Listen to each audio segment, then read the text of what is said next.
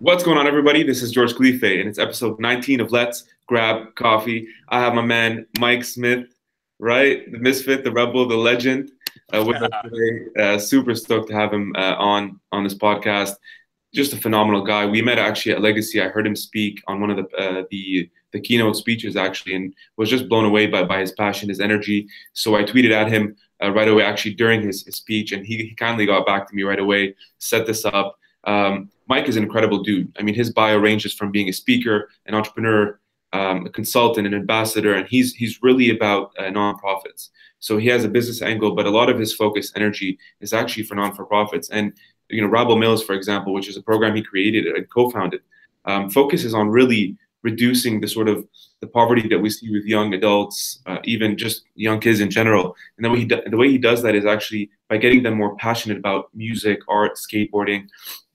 In fact, one of the programs of Rabble Mills is the Bay, which is one of the biggest nonprofit skate parks. It's 30,000 square feet, and it's not just a skate park alone. It's actually sort of a community center. They have coffee, they have a place where you can sort of groove and vibe to music, and they have a place for art. So he's bringing these different collections of things that get people off the streets and off the wrong path and focusing on the good. Mike has a new book. It's his first book out called Legacy versus Likes. And I love that. It's very timely because he just spoke at the Legacy conference in Ottawa. My man is phenomenal. He's doing a lot of things, and just super, super excited to have you on, Mike. Thanks a lot for being here, man. Oh man, hyped. Anything that's titled "Let's Grab Coffee," I'm in. I'm all the way in. Look at me. I see you got coffee. I got a cup of coffee right here from my. We actually brought some coffee with us from our skate park, and so from the coffee shop inside of it. It's called the Bay Cafe or whatever. And so we got some coffee here, but I love it, man. I'm stoked to be here, and I appreciate you having me on, man. Thanks for thinking of me. Love it. So, Mike, look, tell us, quickly about who you are. I know in your bio it says, when you were sort of growing up academically, you found things challenging, but you sort of found your way, and you really, really followed your passion, something that a lot of people find difficult to do. How did you do it? How did you build up the courage to do that? Yeah, I think I started small, and I started with the opportunities that existed around me. And I think for a lot of young entrepreneurs, especially people in their early 20s, I know you want to start your business now, and you want to create your business now. And some of you guys are going to do that, and you're going to hop in, and you're going to figure it out. I wasn't smart enough to just go for it, and I think that's just being self-aware. As I knew I needed to learn from other nonprofits, I needed to learn from other youth organizations, I needed to learn social work, and I didn't go out and I didn't graduate college, and so I kind of got my education in the trenches by being a part of nonprofits, being mentored by people who were hard on me, taking risks and taking jobs where I could learn and stretch skills in different directions. And so I really focused on the getting good at social work, getting good at building nonprofits part first. And then I went out on my own and started my own when I was 27. And so 26, I Googled how to start a nonprofit. And then 27, I launched my first one. And so I was able to kind of pursue what I was passionate about and pursuing what I love, because I started with the local opportunities that I had around me, and I learned as much from that as I could. And then those local opportunities led to opportunities in California for me to learn from people out there. And so I just kind of chased the industry that I loved. And when my opportunity came, I took it. Right. And one of the things, dude, that I think you mentioned, during your speech, but even now, like you just said, look, I Googled how to create a nonprofit. Like it's really sort of that simple. I know it's easier said than done, but you literally just went out there, you Googled it, and you figured it out. Why do you think a lot of people have a difficulty sort of pursuing their passions, even though they might be clear to a lot of people? I think so many people, I think it's twofold. I think one, a lot of people listening to podcasts today don't know what they're passionate about. I think that's the hard part, is you have a lot of people who don't necessarily know what they love, or know which part they're excited about, or know what they want to do. And I think part of the race in life of like going to high school for so long, going to high school for 18 years and then going to a university for 3, 4, 5, 6 years. And I think maybe what you love and what you're passionate about gets squeezed out, and you kind of focus on your studies and your academics, and you don't really know what you love or what part of an industry you love. And so for me, man, I don't know. I think so many people struggle to find it or struggle to do it because, one, they don't know what their passion is. And two, I think we live in a place today where people can see someone like what I'm doing, and they can see this 30,000 square foot warehouse and the tour buses that we're traveling on and these massive events that we're hosting. And people see this stuff, books that you've written, and they're like, I want to do that. But it's hard to do that because you can't bottle up what what I did or what a lot of entrepreneurs' journey was. And, you know, there's a lot of this, like, do this, have these traits, have these characteristics. The truth is, all of those things are situational. The bottom line when it comes to being an entrepreneur, I don't call myself an entrepreneur. I said that in my speech. I call myself a misfit. But the bottom line to being a misfit is there are going to be these opportunities that pop up in your life, weird ones, crazy ones that you wouldn't have imagined, that you can't study in a book, you can't listen to a podcast, you can't read a blog about. Like, it really boils down to choices you make and opportunities that are around you and how you really just jump at it and go for it. And so whether the opportunity around you is to start a podcast and see what happens, like what you're doing with Let's Grab Coffee, or if it's to Google how to start a nonprofit and throw up some skateboard ramps and see what happens, you know, a lot of us have this opportunity around us and we don't always maybe seize it or recognize it because we're focused on what we don't have. And I think that's a big part of my journey is when I come up with an idea, I don't think about what I don't have. I don't think about the degree I didn't get or the money I didn't have or the experience I didn't have. What I thought about was the things that I did. I thought about the fact that I knew how to build ramps. I knew how to build teams. I knew how to start nonprofits. I knew how to work with kids. So I just took what I had and used that and leveraged it and then found people who were better than me at the stuff I wasn't good at and just asked them to help. And that's really, truly how I've built everything is came up with an idea that I was really stoked on. You know, typically it's a problem you want to solve for the rest of your life. That's what I say the best companies do. It's a problem that they solve, you know, or they're trying to solve, or an industry that they're trying to fix, and they're cool being in that industry for the rest of their life. That's what a lot of entrepreneurship is about.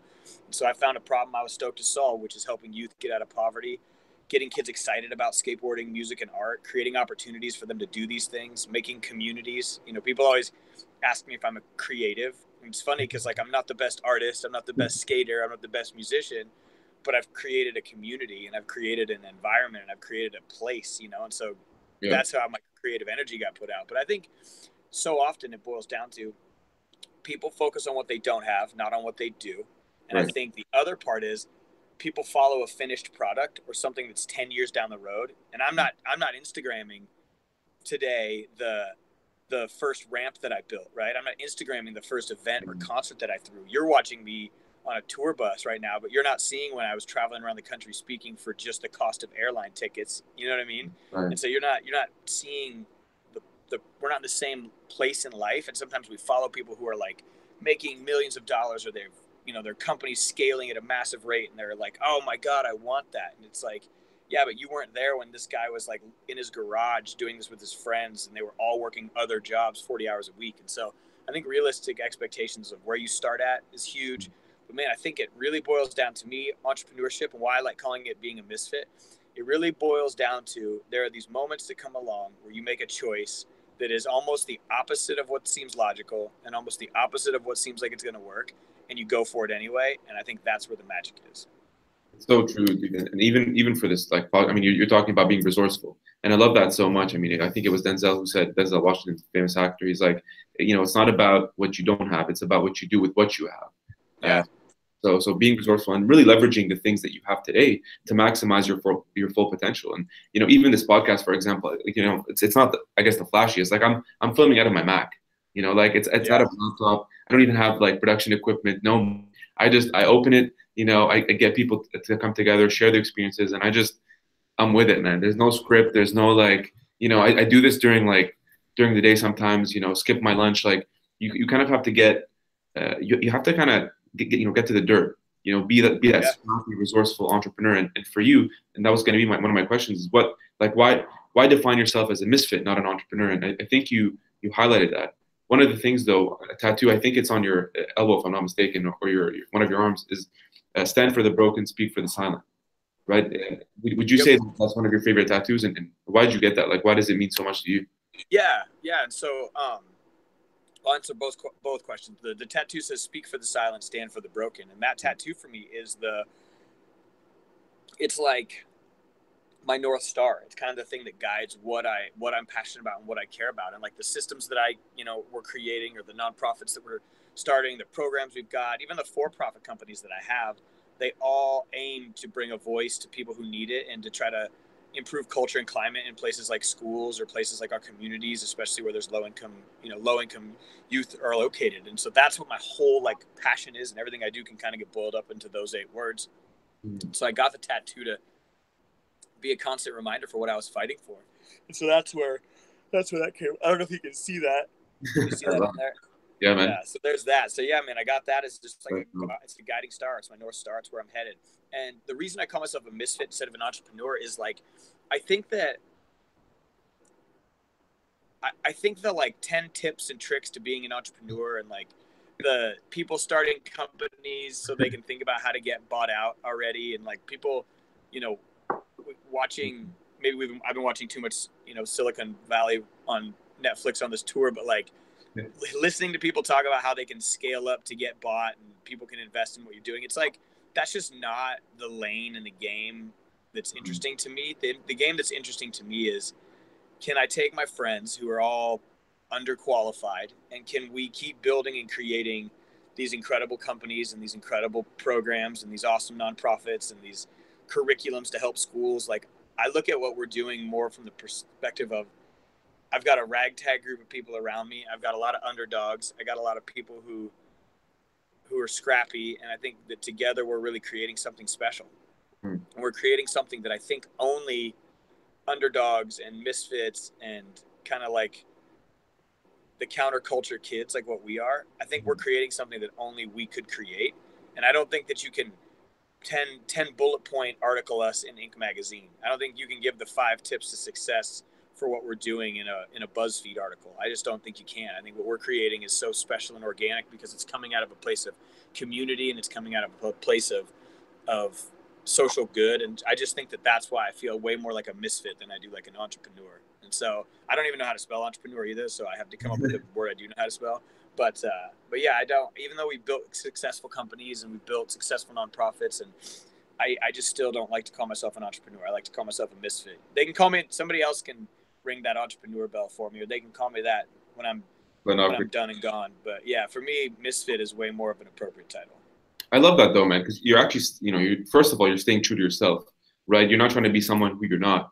But one of the points I think that are critical, which you've already made, is like everybody wants these, 5 quick ways to lose weight, the 10 successful things that entrepreneurs should do. And it's a very linear sort of rigid road that everybody thinks they have to travel on to be successful. But successful, even in its meaning, is very subjective. Like success to you is very different, maybe to success to me or to anybody watching this, right?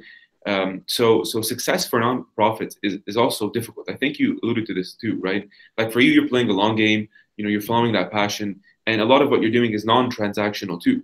Like you're doing it for the goodwill of society, you're building communities. So for someone watching this who may want to start a nonprofit, how do you go about doing it while also having that business mind and just staying self-sufficient so you can do all that stuff that you're passionate about? Totally. And I tell everyone right away, don't start a nonprofit. Don't. Like the truth is, a nonprofit is the title, right? Like it's your 501c3 tax purposes, and it's just a title. It's paperwork, it's accounting, it's what it is. What makes a nonprofit is the programs inside of it. And you don't have to be a nonprofit to create a program. And that's where people don't get it right. Like people tell me all the time, I want to start a nonprofit that gets socks and gives them to, people in homeless shelters. And it's like, well, what do you need a nonprofit for? Last time I checked, you were fully capable of just getting socks and giving them to a homeless shelter. You don't need to create a nonprofit. You don't even need to create it. For God's sakes, you don't even have to create an Instagram account or a hashtag to do either of those things. You can go get socks and go give socks without creating a nonprofit. And here's why I say this to everyone. The reason I think most nonprofits don't have a very long shelf life is I think what happens is you're creating your programs and you're trying to figure out the social good that you're going to do, wherever that is, whatever you're creating this nonprofit for. At the exact same time, you're trying to learn how to build a business and learn how to be a founder and learn how to establish a board and deal with all the nonprofit stuff that happens. And so you're trying to do 2 things at the exact same time. And I think burnout is a real thing and people get burnt out and quit. I took the route of, I'm going to learn how to do the program part. I'm going to learn and understand how to like make these things work and build this stuff. And then I'll have to learn how to build a nonprofit part when I open up a nonprofit. And so I didn't walk in not having learned both of those things. I walked in being really, really strong at knowing how to work with families, knowing how to work with kids, and knowing how to make stuff happen. I only had to learn the business part of it when we opened. And so for a lot of young people, I tell them, man, don't start a nonprofit. Don't make it official. Don't make it legit. Go out and create one event, create one program, create one thing. And if it grows into a nonprofit, man, you're going to be so much stronger when you actually hit the start button and officially become a thing But so many people want to say, okay, I have this idea, sick. I'm going to start a nonprofit. I'm going to get an Instagram. I'm going to get a website. I'm going to make this super official. I'm going to quit my job and I'm going to go for it. And they have to learn how to start a program and be a business owner or someone running a business at the same time.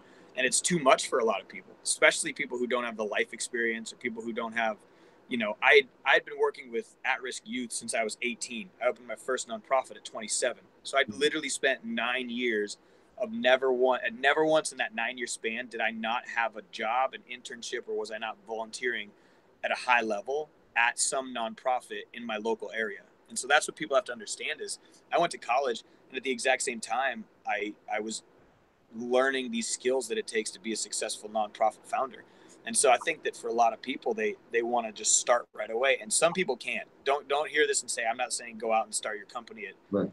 15 years old. Some of you are so qualified and you're so talented. But I'm also saying for a lot of people, start a quick program, start a one-off thing. And I say, if you can't help one person, you can't help 100.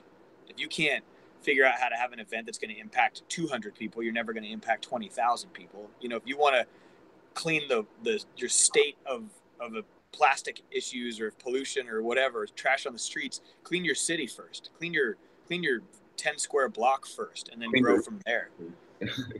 Yeah, no, 100%, man. One of the things that you're also saying, like, it's kind of balancing, optimism, I guess, with realism, and realism not in the negative sense. Like, when a lot of people hear that, they're like, oh, well, you're limiting me, but it's not limiting to one's capacity. You're just trying to say, look, like, and this is back to your first point, actually. You're saying, look, if you go to my Instagram right now, you're seeing everything here, like 360. You weren't there when I was 18, for example, and I served 9 years at different stages of nonprofits. Like, I went through it, and it's always been a part of my life. So I love that piece. The question I kind of want to ask you, though, is because everybody has a tipping point, right? The author Malcolm Gladwell talks about this in one of his books, and he says, like, everybody in life has a tipping point. You sort of, one day something happens. It builds up gradually, but one day something triggers you to really make that pivot. Do you remember, or maybe do you have one? Like, just out of curiosity. Yeah, I think my tipping point really came from, and I think I spoke about this at Legacy too, was everyone who goes on their own, there's a transition that a lot of us make from we're working for someone, and that's where our revenue stream and our paycheck and our consistency and all that comes from, to we're completely working for ourselves now, and it's all on us. Every penny, every dollar, everything is on you. And I remember, like, my moment when I decided that was where my future was. And it was when I wrote out a business plan for the Bay, which is what our warehouse is called. And it was, at that time I was the social worker working at a really big nonprofit. I wrote out a business plan. It was like, here's what we should do. Here's some programs that should go in it. Here's the kind of neighborhood it should be in. And I wrote out this whole plan. And I was going to give it to this nonprofit I worked for. And in my mind, it was going to go one of two ways. They were going to help create my idea. I was going to run it for them. It would be theirs, but I would run it and create it. Or they were going to say, no, I was going to quit my job and create it myself and do it anyway. And so it was like, I knew this was my moment. Like, I was either going to do it with them, they were going to say yes, or they were going to say no, and I was going to do it on my own. And I called a meeting, walked in there. I had my business plan in one pocket and my letter of resignation in one pocket. It was like my big boy moment. I walked in there, called a meeting. 20 minutes in, they were like, they were just like, we love you. We don't love this idea. We're not going to do it. I flicked my letter of resignation on the table and was like, I'm out. And I got home that night, and my first instinct was to call him back and be like, I'm just kidding. Sorry. And I was like, but I did it. Instead of calling him back and asking for my job back, I literally just got on my old crappy Acer laptop that I had at the time. That was like, I don't even think it was a laptop. I think it was one of those first like tablet laptop collab things that were terrible. And I flipped it open, and I just got straight on Google and was like, how to start a nonprofit. And I looked at all the information I could find. I stayed up that night reading everything about other people's work and how they started and what they suggested to do first. And I just went for it. I took a stab at it, and that was in 2009. And here we are 9 years later, running an organization that's got over $1 million, $1.5 million budget every year. And we're opening up a school inside of it. I've got an unbelievable staff of misfits and outcasts and underdogs and kids who are just grown organically with us and worked for free forever. People work for me for free for like 3 years before they got a paycheck. That's how committed our crew has been to this. I've never taken a paycheck. I'm still working for free. I'll work for free at my nonprofits until the absolute last minute. And it's like, for us, it was a matter of, I had the courage to go for it first. And then Yeah. I think I also had the courage to surround myself with people who were smarter than me. And I Mm. think that's where a lot of people fail, is you got to have the courage to go first. And you also have to have the courage to surround yourself with people who are honestly more talented than you, and people who can challenge you, and people who can push you. And that's been my magic, kind of, people always want to know what the magic is and how we've created this stuff. If you want to be really honest, I'm not the smartest person in the room. I'm not even close to the smartest person in the room, but I'm the one that went first. And so I had the courage to give everyone this opportunity to have the job that they have, and to have the opportunities that they have. And so that was a big part of it for us. But man, my moment came from saying, hey, I'm either quitting my job and building this thing, or it's gonna die right here. And I had the courage to quit and go for it. Yeah, like you actually made I guess, the full leap, right? And that's the one that I find a lot of people have a challenge with, because it is difficult, man. You have something that's, I guess, more stable, it's secure, you have that income, and just I guess, drop everything, and you're like, you know what? At least if I drop this at one point, I'm not going to regret it, and I can always sort of go back to it if at one point things don't work out. But I don't want to look back when I'm 50 or 60 and say, I wish I did this. I'd rather say I did it and here's what happened, versus I wish I had and I don't know what could have happened. So I think that that's a very interesting point that you made. One of the things that you're saying too is like you had the courage to go first. Now that's huge. I mean, it sounds easy, right? You're like, I know you're trying to be sort of like humble about it, but man, like the courage you would have to actually be the first person. You're almost like the springboard, Mike. And now what you've done is create a platform, and like you said, you have a team around you who fill those maybe gaps that you would have, to create that sort of dream team, right? Yeah. The Bulls in the '90s or something like it's. I mean, you guys have it in different categories. One of the things you also mentioned is like through the Bay, right? So a community center like that, you're also employing people who typically say, in your words as well, like wouldn't be qualified, right? What was that impetus for you, and what things have you learned from doing something like that? Because that's more uncommon than common, right? Like, Yeah, I think when I think of a qualified person, I don't, and this isn't a dig on education, but like I don't need somebody who's got a bachelor's in nonprofit administration. What I need is someone who is going to help me build ramps, yes, help me figure out how to help kids, help me figure out how to create programming that's never existed. If you want to create something that's truly unique and truly uncharted waters, you've got to build it with people who have also never been there. And that's what people don't realize. It's like, it's not like I can go grab a guy and say, hey man, come work, come alongside me for 16 months, 18 months, because you built something identical to what we've done, and you can help me see what I'm not seeing. Like, that human does not exist.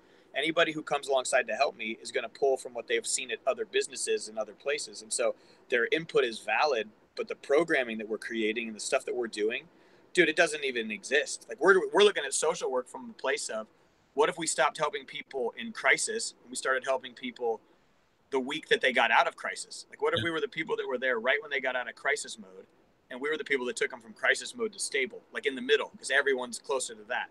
And like, we slingshot them the other way instead of trying to make sure that they don't end up homeless. What if we try to slingshot them to like middle class from our like space of crisis? And like, people don't even think about it that way. And so we're looking at how we help social work in a completely different way. And so I think that for us, it's a matter of, we're trying to think of things differently. We're trying to dream differently. We're trying to push the envelope and be different. And you have to surround yourself with people who think different. And that comes from a place of, the kind of expertise I'm looking for isn't someone with a doctorate or isn't someone with a master's. The kind of expertise that I'm looking for is somebody who's willing to risk and have courage to try and have the courage to fail, but also understand the heart and the commitment to what we're trying to, what our outcomes are. And our outcomes are changing people's lives, making an impact, kicking a dent in some of the issues in our community, ending generational poverty for as many families as we can in our community. Like, those are the things that we're chasing after. And so to do things like that, you have to put together a group of people who are willing to dream different and think different. And I think that that's the qualifications I'm looking for. And that's the kind of skill set I'm looking for. And I can teach someone a lot of things on the fly. yeah, I can't teach you to have courage on the fly. You got to have some of that when you get there. I can't teach you to have character or empathy or passion or yeah. sympathy or to be a good listener. Like, those are things you got to have when you walk in, and Right. then we can build off of those. And so I typically surround myself with a characteristic and a type of person, more so than somebody who, you can't look through a stack of resumes for what I'm looking for. Yeah. No, 100%, man. And one of the things you kind of hit on is the chase. Like, I'm chasing for X, right? In your book, the title says it all, really. Legacy versus likes. Even in our talk right now, a lot of people can really see like what you're chasing is a legacy, but a legacy not just to say that I built a legacy to do good for other people, and then to have, I guess, the effort, the energy, and all the hard work that you've put in to say, look at the impact that I've made, not only in myself, but everybody around me. I love that piece versus the likes. Now, the way I understand it is like maybe on social, people are pursuing just the likes or maybe the title or something that maybe gives you a sort of maybe a presence in society, versus actually pursuing something that you're meant for, right? That your DNA is wired for. And so, is that the premise of the book? And why sort of title it this way? Why write a book about really pursuing your passion? Do you feel like it's lacking in today's society? Just your thoughts on that. Yeah, I think it was a lot of things. It was wanting, I wrote it. It was interesting. I wrote it kind of for my target demo I was trying to hit was kind of like 25 and down. Like that was like, if you're 25 and under, this is sort of who I wrote it for. Yes. And it's interesting when people who are 25 and up, when they read it and talk about how hard it was for them too, because I think they feel like they wasted a lot of time. Like the older you get, the farther you get from those easier choices to like say, I'm going to hop into this industry because this is where I got put in. And then you get successful and now you've worked your way up, and it's hard to pivot sometimes into a new industry when you've sort of created this life for yourself. And so I wrote it because I wanted young people to take that risk early and to identify what they want to live for early. And so, yeah, it was so interesting writing the book. And it really isn't, it's not anti-social media. It's not anti-influencer. It's not anti any of those things. It's more about identifying what you're chasing, like in asking the hard questions that you have to ask yourself about, am I more focused on people hitting the like button? Am I more focused on just being influential than I am being a leader and leaving a legacy? And it just asks hard questions. And it's been funny because I don't tell you what's right or what's wrong. And I don't tell you what is or what isn't. I just tell you, like, this is what people who build legacies do. And this is what people who build likes do. And this is the difference between the two. And this is the way that their output, it makes an impact on the world. And this is the way that their output makes an impact on the world. And I don't try to paint one as evil or one as better than the other. I just ask the hard questions. And it's so interesting because most people walk away from it and they're like, damn, like I'm really just living for likes. I'm not living for a legacy. And I didn't put that in your head. I just asked tough questions and tell you stories about when I failed and lived for the wrong thing, or when I learned a lesson about this thing. And so it wasn't written to like tell you what you are or you aren't. It was written to say, hey, like, here's your two options. And most people are in this bucket dreaming about being in that bucket. And it's like, I really think most people are kind of caught in the likes bucket because it's easier than the legacy bucket. And the like bucket gives you a lot more gratification on a small scale. The legacy bucket, the gratification I get, there isn't, and I mean this wholeheartedly, and anybody on social media or anybody with a following wouldn't even be able to open their mouth post this comment. The feeling you get when a video goes viral, or the feeling you get when a photo blows up on social media, means literally nothing compared to the feeling you get when a family walks out of a homeless shelter and into the house for the first time that they have, or the feeling that a kid gets when they land a kickflip down a stair set at your skate park. There isn't a photo or a video or a movie. It doesn't exist. Like that real life, real feeling of like excitement and joy, and like this is going to be a tipping point for a kid. Like that you can't bottle that up and put it on Instagram. There are no amount of snap streaks that can equal the way that makes someone feel. And I think that's the part that most people don't understand, is what we're creating is so much bigger than a post or so much bigger than a photo. Yes. But most people settle in for the photo and the post because they're substituting that quick little like instant gratification and instant joy and instant moment of importance for something that could be far bigger. And I'm just surrounding myself with people and trying to push people in a direction that's like, that's cute. Like it's cute to have this following and this platform, and you can monetize it, and good for you. And you can be famous. You can make $500,000 a month on Twitch. Like there are people who do that, and that's awesome. And like, that is so great. I guarantee you that people making $500,000 a month on Twitch, are you going to use that money to do things that are going to bring them joy and excitement that social media can't capture? And so the truth is, I think living for likes and living for people to see your success, those moments are far less important and far less gratifying than the moments when, in my mind, a kid gets out of generational poverty. A kid goes from failing school to passing school. Homeless youth finds their way and gets off their feet and enrolls into college for the first time, even though they applied from the homeless shelter. Or the kids who are sitting in my coffee bar every day trying to figure out how they're going to change the world. And like the do-it-yourself culture of like, no, I'm gonna create this. I'm gonna make this. I'm gonna change this. Like I'm gonna do something. Like that group of people is contagious, and every person in that group knows the difference between the feeling of a photo going viral or a video going viral and creating something that makes an impact. And we're not fishing for likes. We're fishing for legacies. We're fishing to make a difference. That's what we're fishing for. Yeah, and I guess you're also like you're not so concerned with 1,000 maybe likes on this or 1 million views on this video, because like yes, those numbers are nice, and as you said, if you're an influencer and that's sort of your hustle, great. But in terms of the tangible impact, even if it's, as you said, one family, one person, like if you really, really make a difference in someone's life, and by the way, Mike, that has a binomial sort of impact. So for example, like if you impact me, right, and you really change my surrounding, you change my whole mindset. Now I have a career. I went from homelessness to at least moving into my first home. Everybody around me is also going to be impacted. So you change one person, that person changes maybe five. Those five people change five. And it's kind of that story that goes back to the self, right? But before you can change the world, there's that old sort of proverb. It's by an unknown monk who says like, there's this guy sort of goes to change the world, and he starts there first. I want to change the world, figures out he can. Change the country, figures out he can. Change the town, figures out he can, because everything's too macro. He ends up being like 80 years old, and he's reflecting back on his life, and he's like, if only I changed myself first, I would be able to impact my family, the neighborhood, the town, the state. So the whole point there is like, for you to be able to make those impacts, though, right? To be able to write the book, to lead all the nonprofits that you do, to consult, to speak, like, I know it must be tiring as well. Obviously, like you're on the road right now. You're traveling a lot, you're speaking, you're doing all these sorts of things while just maintaining a balance within yourself, your relationship. How do you do that? Like, what's your sort of method for balance? How do you stay healthy mentally, physically?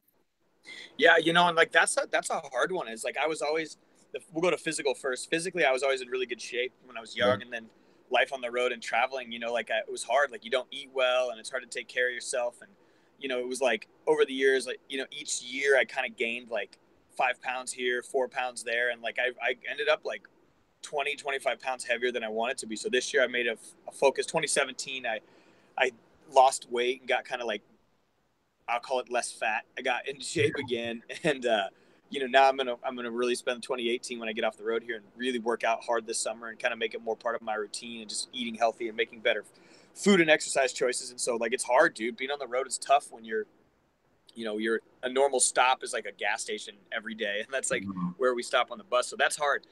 And then the part about like relationships has really been like they just kind of have to go with me.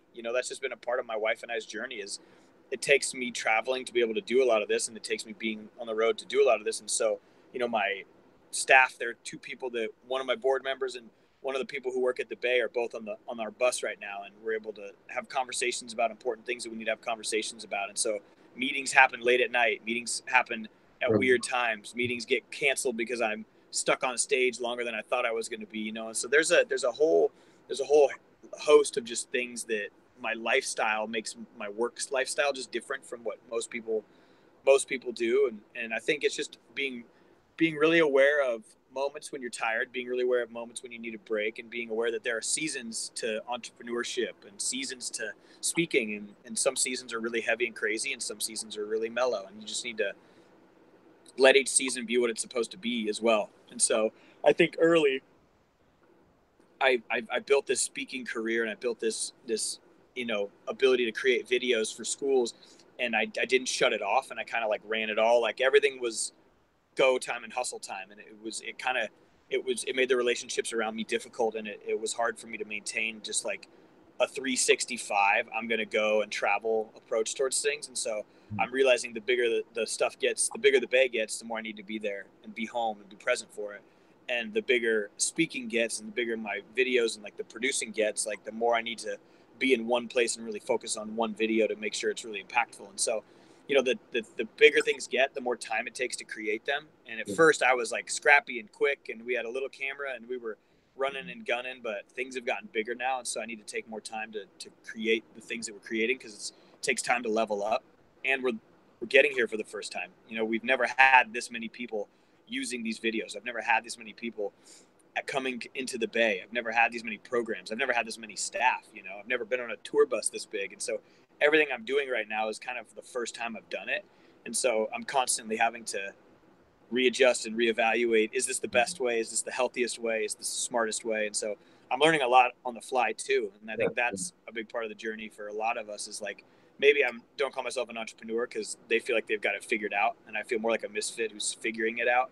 But yeah, I think I'm still on the journey, and I think I'm still really young in my career. And so learning how to be healthy is something that is just as important as learning how to be profitable and learning how to be, a better boss or a better leader. And so it's a big part of being responsible for being the person in charge. You got to take care of yourself. And so I'm learning that every year. And this year I started to take physical health a little bit more serious. Well, I appreciate your honesty, dude. And I know it's difficult. You're pointing that out. It's like, you go from this level to this level, and sometimes it can happen too quickly. And sometimes you don't have all the things figured out, and you're trying to, put this puzzle together. And sometimes you kind of forget about yourself, right? Because everything you're doing, I mean, it's part of your life too. It's not like for you, it's not like work, personal life. It's like everything's blended. This is part of your life. This is kind of who you are. Just manifested into maybe the platform, the skate park. But these have yourself in them, right? And then you sort of let go of maybe the health, and but being cognizant of it, and also being transparent. Like, look, dude, this is what it is. But I'm telling you, like, this year I'm going to focus on it once I figure out that balance. Love that about you, dude. And so just quick question now is like, so you're on the road. Are you hitting, like, what places are you going to? How's that working out? What are you going to do? I just kind of So we're on our way right now. Do you want to see it? You want to see what we're currently in? Tell me, man. Fun. Yeah, we're I like this. I'm gonna open up the window here to the tour bus real quick so you can. So yeah, so it is. It's currently snowing out here in. Oh. So that's the bus. It's kind of snowing everywhere. But yeah, we stayed at this hotel in the middle of a little town in the middle of nowhere, and we're on the bus right now, and it's so cold.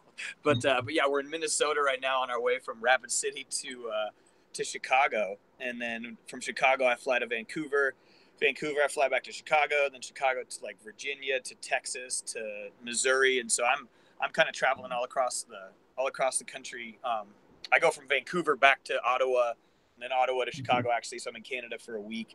But yeah, it's like a pretty crazy run for me, and I go pretty hard ping ponging all across the country from now until the end of April. And then the end of April, the tour wraps up, and we're able to kind of start the next season of what we're doing.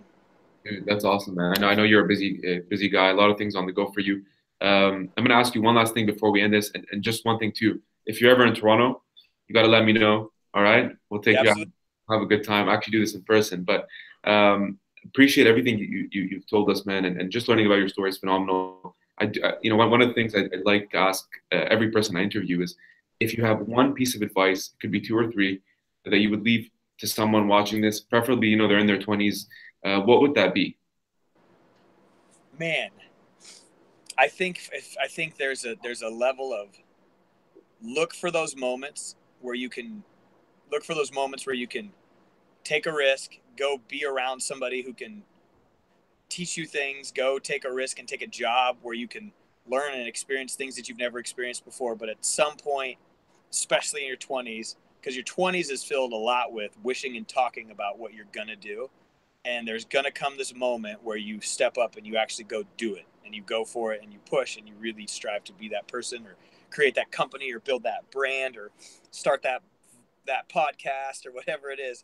But for a lot of people, they wish and talk, and it's fun to wish and talk, and it's exciting, but there's a scary part about doing something. And I want to push as many people to doing something as I can. And so I'll tell anyone listening to this the same thing I tell almost everyone I meet when I'm on a stage somewhere, is like, some wish, some talk, some do. And you're going to fall into one of those buckets, and you never want to look back on your life and think, I wish I stopped wishing and talking. And we're all going to be stoked on the things that we did.